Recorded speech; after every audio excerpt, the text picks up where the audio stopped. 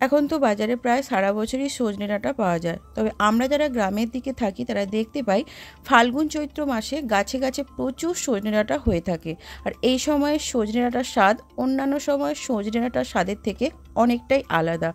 আজ আমি একটা গরমের খাওয়ার মতো দারুণ হালকা পাতলা একটা রেসিপি শেয়ার করব। সজনে ডাঁটা, আলু, বেগুন আর বড়ির পাতলা ঝোল। তো চলুন রেসিপিটা শেষ পর্যন্ত দেখার জন্য অনুরোধ রইল।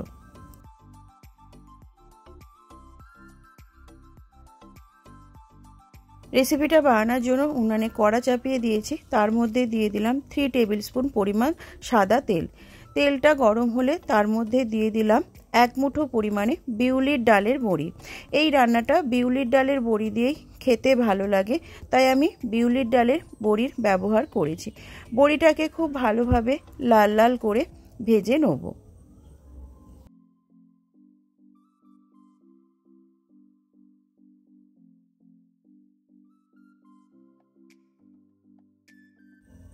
বড়িগুলো আমার ভাজা হয়ে গেছে, সুন্দর একটা লালচে রং ধরেছে। এবার আমি বড়িগুলোকে তুলে নেব।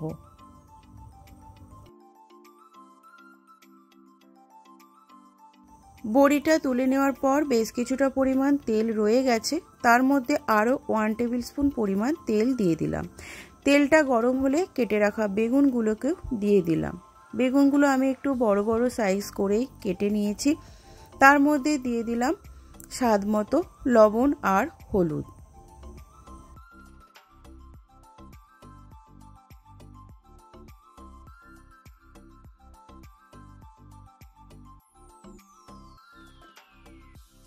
লবণ আর হলুদটাকে বেগুনের সাথে খুব ভালোভাবে মিশিয়ে নিলাম। এবার আমি মিনিট 5 জন্য ঢাকা চাপা দিয়ে একদম লো আঁচে বেগুনটাকে একটু হতে দেবো। ফিরে আসছি 5 মিনিট পর। ঢাকনা খুলে বেগুনটাকে একটু চেক করে নেব। বেগুনটা এখনও আমার হতে বাকি আছে। আবারও আমি বেগুনটাকে মিনিট 5 জন্য ঢেকে দেবো।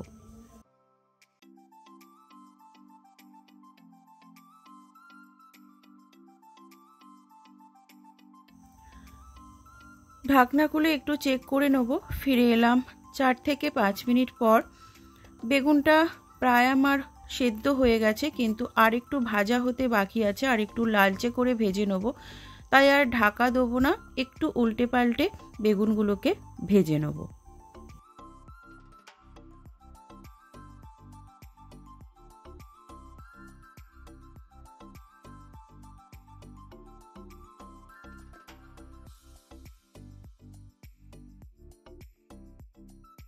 বেগুনগুলো আমার ভাজা হয়ে গেছে। এবার আমি সমস্ত বেগুনগুলোকে উঠিয়ে নেব।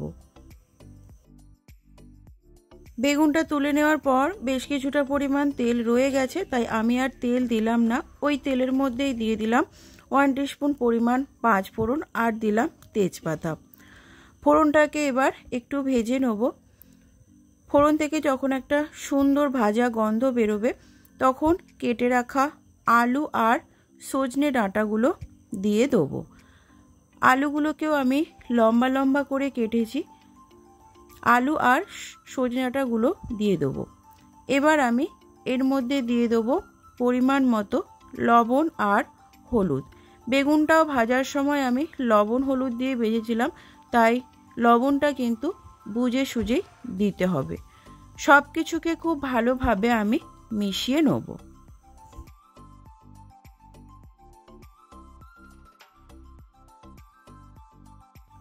সব কিছুকে খুব ভালোভাবে মিশিয়ে নিয়েছি। এবার 5 থেকে 7 মিনিটের জন্য একটু ঢাকা দিয়ে সমস্ত কিছুকে একটু হতে সময় দেবো।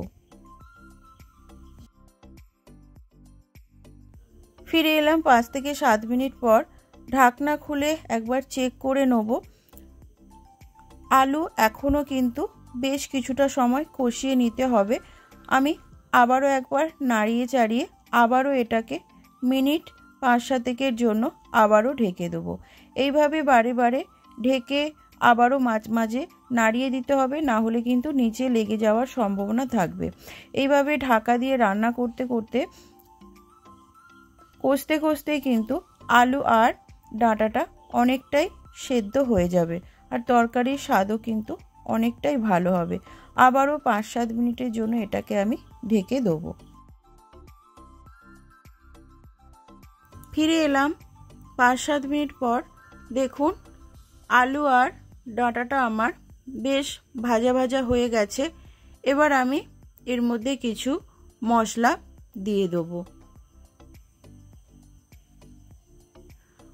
আদা, টমেটো আর কাঁচা লঙ্কা আমি একসাথে পেস্ট করে রেখেছিলাম, সেটা আমি এর মধ্যে দিয়ে দিলাম। সবজির সাথে মশলাটাকে বেশ কিছুক্ষণ সময় খুব ভালোভাবে কষিয়ে নেব, যতক্ষণ পর্যন্ত না আদার কাঁচা গন্ধটা চলে যায়।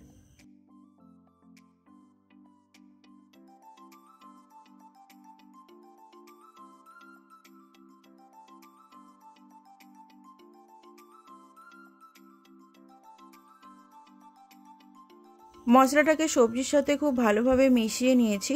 এবার 2 থেকে 3 মিনিটের জন্য আমি এটাকে ঢেকে দেবো। ঢাকনা খুলে আমি সমস্ত সবজিকে খুব ভালোভাবে নাড়িয়ে নেব। দেখুন মশলার সাথে সবজিটা কিন্তু একদম গামাখা হয়ে গেছে।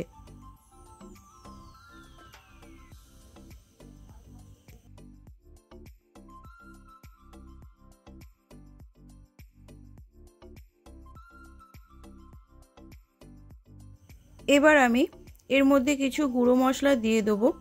দিলাম ধনের গুঁড়ো, জিরের গুঁড়ো আর দিলাম অল্প একটু লঙ্কার গুঁড়ো।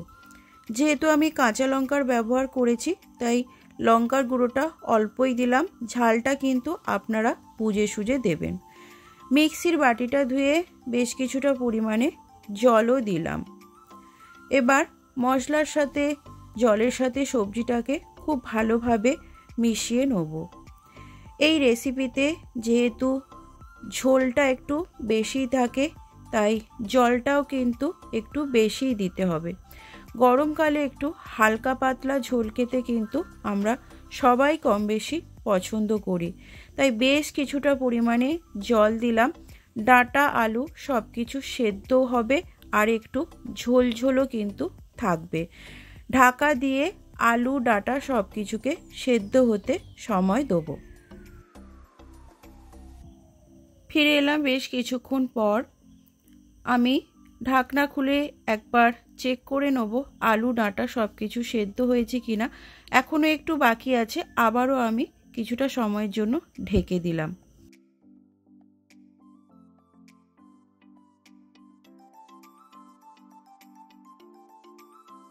ঢাকনা খুলে আমি একটু আলুটাকে চেক করে নিলাম। আলুটা যখন প্রায় 80% মতো সেদ্ধ হয়ে যাবে তখন আমি এর মধ্যে দিয়ে দিলাম ভেজে রাখা বেগুনগুলো। সাথে দিলাম 1 টিস্পুন মতো চিনি। শুধুমাত্র স্বাদটাকে ব্যালেন্স করার জন্যই আমি চিনিটা দিলাম। আপনারা চাইলে চিনিটা স্কিপ করতে পারেন, তবে চিনি দিলে স্বাদটা বেশ ভালো হয়। সব কিছুকে মিশিয়ে নিয়ে বেশ কিছুক্ষণের জন্য ঢাকা চাপা দিয়ে আমি তরকারিটা হতে দেবো।